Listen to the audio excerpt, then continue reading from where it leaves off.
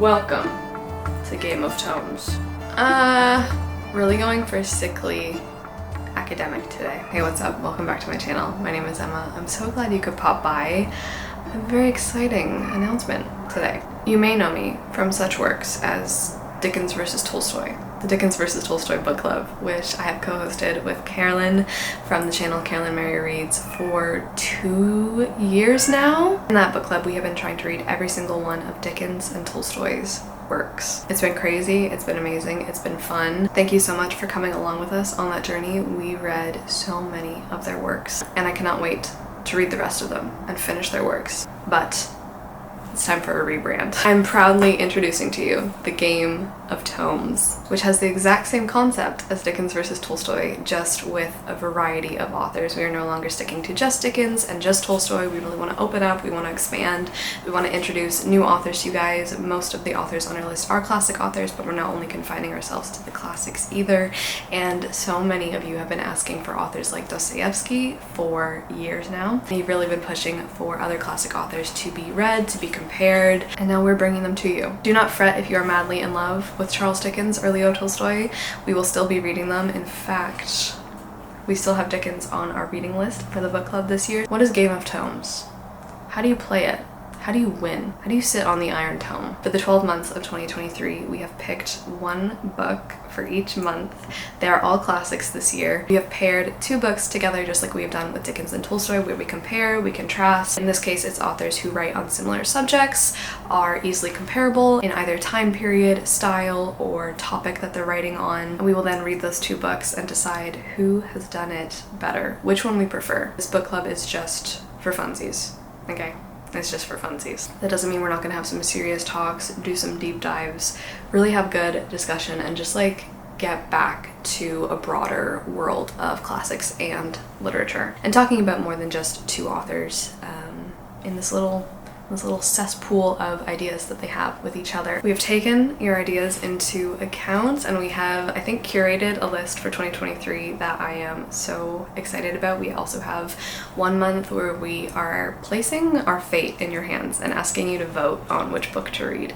But without further ado, I'm just going to tell you the picks. If you would like to join in, please do. There's absolutely no pressure. We will just be reading big books together with each other, giving each other motivation. We'll be reading classics with each other. So the first book of the year, which we will be reading in January, our first author is Ernest Hemingway, and we will be reading A Farewell to Arms.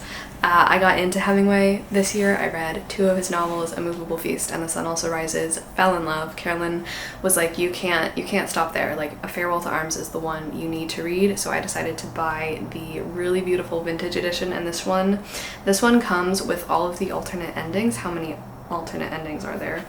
There's like 40 or something. There's 47 alternate endings to this book. For January, we will be reading A Farewell to Arms, which is about Hemingway's experience in the war. That's all I know. I'm just so excited to get into it. I'm so excited to get back to his writing style, to his blunt, athletic, it's been called. I know this is also a love story, and that's all I know about it. That's all I want to know about it. So January, Hemingway. Who have we picked for February? As well, all of the live shows will be at the end of the 2-month period in which we read the book. So for January and February, our live show will be at the end of February. For March and April, our live show will be at the end of April. Who have we picked to compare to Hemingway? It's John Steinbeck. January and February will be Hemingway and Steinbeck. I am so freaking excited, and we have picked Once There Was a War. Yes. Steinbeck and Hemingway have a lot in common. I read both of them for the first time in 2022. I read The Pearl by Steinbeck, and their writing. Steinbeck is probably the author I've discovered just reading, just in what I've read so far in my life, that has the most similar writing style to Hemingway, I would say, in terms of classic authors that I read. And Once There Was a War, I believe, is nonfiction, but it's nonfiction that reads like fiction, whereas, of course, Hemingway is fiction that tries to read as close to truth as possible. So that should be really interesting. And of course, these are both books about war. These are both their, I don't know if it's Steinbeck's biggest war book. It's composed of the hard-hitting dispatches that he filed for the New York Herald Tribune when the Second World War was at its height. So this one's First World War, this one's Second World War, and I just think they're going to be so cool to talk about together. So we have picked Hemingway and Steinbeck for the first 2 months. For March, it might be a bit of a pickle. It's a 900-page book. It is a coming of age story, so for March and April our theme, what we're going to be looking at, what novels we're going to be comparing are going to be coming of age stories. Remember how we said we have not done away with Dickens or Tolstoy entirely, because the pick is David Copperfield by Charles Dickens. Look at this mammoth. I think we can do it. I think we can get it done in 1 month. This actually works out perfectly as well because David Copperfield was the book for Charles Dickens that we were set to read next chronologically in the Dickens versus Tolstoy book club anyway. And now that Dickens versus Tolstoy has become a game of tones, this was just perfect. I have been waiting to read David Copperfield for so long. I cannot wait to sink my teeth into this. I don't know anything about it except that it just follows David as he grows up. I'm really excited because I think we finally arrived at the good Dickens, because I'm currently reading Dombey and Son, and it's just phenomenal. I feel like reading him chronologically, I've learned that things don't really get good. You don't really get a ton of value out of his works. There definitely is value to be had, but I think if you are really wanting to read Dickens, like Dickens, you know, like when people say Charles Dickens, they really mean everything after Martin Chuzzlewit. Martin Chuzzlewit was his super low point. No one was liking his book at that point, and so he decided to write A Christmas Carol, and then after A Christmas Carol we have Dombey and Son and David Copperfield that came out. So yeah, really looking forward to this. So we have our big coming of age classic to pair with it in April, so the live show will be at the end of April for these two guys. We have quite the controversial book. I've never read it, Carolyn has read it, and she's really excited to see how her thoughts have changed. From what I've heard from you guys, this is probably the book that I've seen the most people hate, so it's going to be really interesting because it's a Catcher in the Rye. Catcher in the Rye actually mentions David Copperfield, I think in its first sentence, if I'm not mistaken. I don't know what this is about. To be honest, before we made this list, I didn't know Catcher in the Rye was a coming of age novel. I've never read it. Really don't know what it's like at all, so I'm really excited. I've been meaning to read Catcher in the Rye, but it's never really something that I've super put at the top of any priorities, so reading it after Charles Dickens will be very interesting, especially because they are super different novels, of course. That's what we've decided on our two coming of age stories. Really nervous for Catcher in the Rye because I think I've heard one person say a good thing about it, so those are those two. For May and June, oh god, you could really ruin my life here, so don't, or do. For May, we're going to be reading, finally, The Brothers Karamazov by Dostoevsky. This is maybe one of the ones that I'm most looking forward to on this list. So far in my life, I've only read Crime and Punishment, and I cannot wait to get into this. I actually found this copy in a book box in my hometown, and it's a really gorgeous edition. Once again, I know not too much about the Brothers Karamazov. Kind of want to keep it that way. You know, it's just, of course, classic Dostoevsky. So I'm kind of ready to cut my heart out and give it to this book. The number one author you guys requested when we were doing Dickens versus Tolstoy is that you wanted us to add in Dostoevsky to the mix. We have a lot of these classics that are also on the list for 2023. I've had on like my bucket list of books I've wanted to read. Books I want to read before I die, books that have been sitting on my shelf for a while, big classics that I just need to get over, read them, and like have that experience. So I'm just thrilled that Dostoevsky made it onto the list. For June, this is the month where we decided to give you guys the vote between 3 books that we thought would maybe pair well with Brothers Karamazov, albeit never having read it, but books that we've researched, discussed, you know, similar themes. They're kind of comparable to Dostoevsky. Maybe the authors were some of them inspired by Dostoevsky, so we have 3 books for you to pick from, and of course when we get closer to June we will put up the vote. But just to let you know now, the books are The Stranger by Camus, which is really great. Camus was very inspired, I believe, by Dostoevsky. I actually read The Stranger, but we read it in my French class in high school, so I read it in French, never read it in English, so I'm really excited if that one gets picked. That's another like very existential dread book, so very excited about that. Option number 2, oh god, it's The Count of Monte Cristo.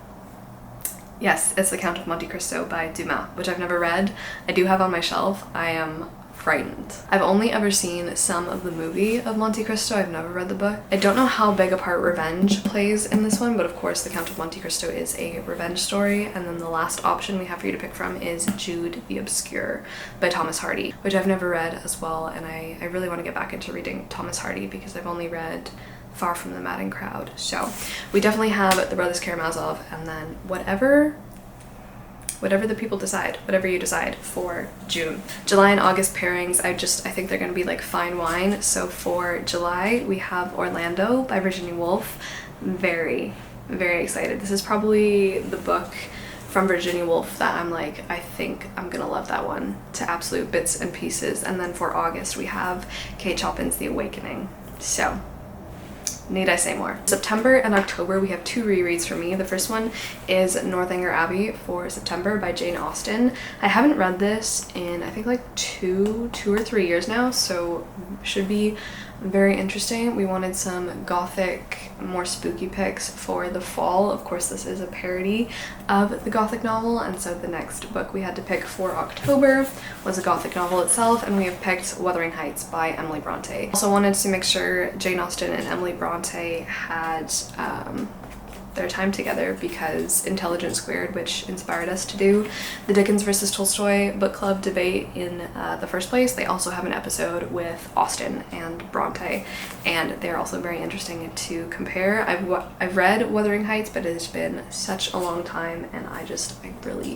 really want to read Wuthering Heights again. So I'm very excited about these 2 picks. I would probably list Wuthering Heights as one of my favorite classics, but again, it's been a really long time, and I don't actually remember enjoying Northanger Abbey that much, so I'm really hoping my opinions change on this one. For November, we picked Twelfth Night by Shakespeare. It's been a long time since I read a Shakespeare. I really want to get back into it.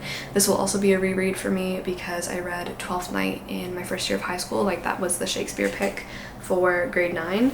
It was Twelfth Night. I don't remember loving it, so once again, I'm hoping my thoughts change. It is a comedy. There is a love triangle. It's full of so many shenanigans, and then the book we've decided to pair with Twelfth Night for December is Yevgeny Onegin by Pushkin.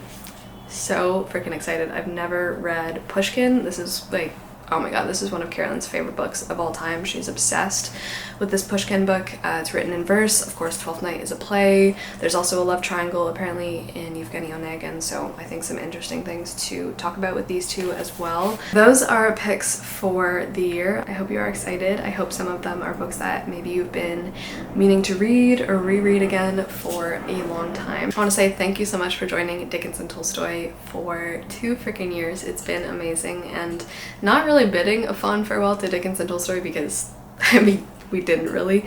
We just incorporated it into something new. Feeling very ready to play a game of Tomes, especially now that I'm done my undergraduate degree. I just think this was so needed to like get back into the love of classics, like reading them for myself, reading them with other people, just making sure I still keep them in my life. I'm still using that part of my brain. I'm still using my degree before I move on to a master's or whatever I'm gonna do, but also like getting just the fun back, getting the passion back, knowing I don't have to do any of this for a percentage, for a grade, for a piece of paper anymore, at least for right now. Keeping classic lit in my life still. So comment down below which book you are most excited for. If you are joining us, also let us know. There will be so many updates on Instagram as well as YouTube, and like I said, the first live show will be at the end of February for Steinbeck and Hemingway. Thank you so much for watching. Thank you so much for being here. I'm so excited for 2023, whatever it brings into my life, bookish or otherwise. I hope you're having a fantastic day, and until my next video, ciao.